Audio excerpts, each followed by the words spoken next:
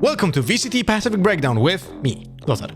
I'm an analyst for VCT EMEA, but today I'm gonna start working on content for VCT Pacific. We're gonna break down some rounds, we're gonna break down some executes, maybe some retakes, all the stuff happening in the games. And for the first episode, I'm bringing you RRQ versus Zeta Division and the 21st round, which has a fantastic execute on Haven.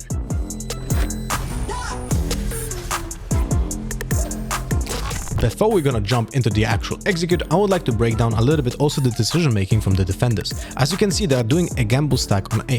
The thing is, I assume that Zeta Division wants to avoid the Killjoy lockdown being put on short. This is why they're gonna fight for A position and are gonna put an aggressive smoke on A lobby and use a lot of utility to just make sure that RRQ doesn't get this space, which is a nice read. But the thing is, I think RRQ just fully reads that behavior from Zeta and go a full 5 stack into C, which is a fantastic decision, and essentially they get out 5v1 on the C side early, and because of that the execute is also bolstered to be essentially flawless.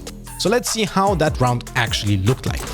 While watching this execute, please also pay attention to how fast the defenders are rotating and flanking. Omen even uses the ultimate to make sure that he can help the Killjoy, but it's already too late. The abundance of utility being used by the attackers here to make sure that they have the space is crazy. And it seems like an overkill, but there's nothing like an overkill when it comes to getting to actual post plant first. So now, let's take a look how this actually is done.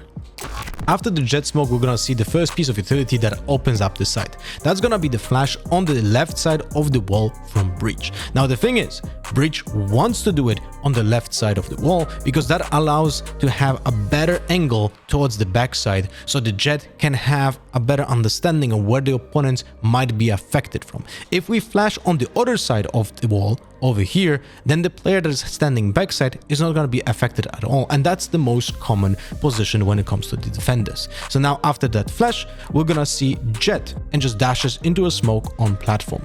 This is the key piece of utility as well, because dash is used to create space and also check corners. So when the Jet dashes in, she's gonna check all of this area while dashing visually, so people will appear on the minimap if someone else is here.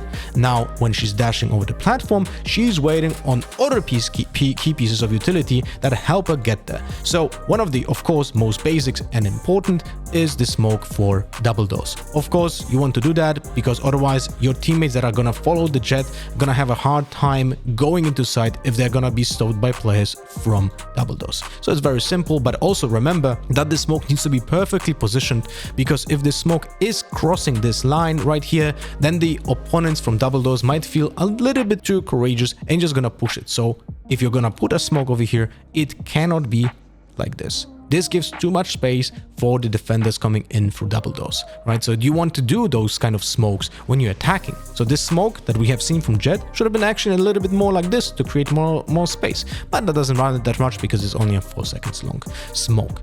But now that was the key piece, first key piece when it comes to smoking and vision denial. The second one will be for CT. It's important that it is on the left side like this of CT and not on the actual CT angle, because the Jet is trying to get space first here in this area. This is the second step of a successful execute because you're taking the space bit by bit. The first area was this, the second area is backside C, and the third area is in post plant, this position over here, so it's not really important. That's why right now the smoke is gonna be positioned a little bit more to the left, which helps the Jet to gather this space. Now after the second smoke, there's still a lot of piece of utility here, right? So we're gonna have, this is all happening now in one time. So we're gonna have a nanoswarm that clears logs, very important. We're gonna have a stun from Breach. That's not it. Here we have a stun from Breach that is made to make sure that even if someone is close to double doors behind the box, he's gonna be stunned and then pushed by Jet, who can just target him when he's stunned while she's side dashing and checking that corner.